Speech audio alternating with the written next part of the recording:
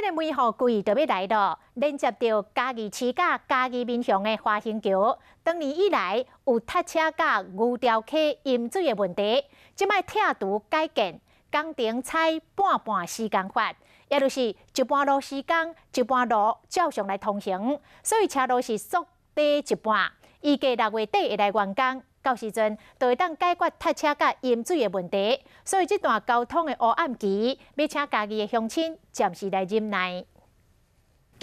康熙话面内进行的是拆桥工程，拆除的是有30多栋历史，连接嘉义市甲嘉义县民雄的花兴桥。 这个花兴桥改建工程是营建署南区工程处规划设计，上主要就是因为新旧桥墩交杂，影响交通甲排水，附近的牛潮溪因此当年有淹水的问题。花兴桥拆除了后，会当疏解交通，解决水患。旧的桥墩有16个桥墩，那我们新的华清桥已经改为4个桥墩。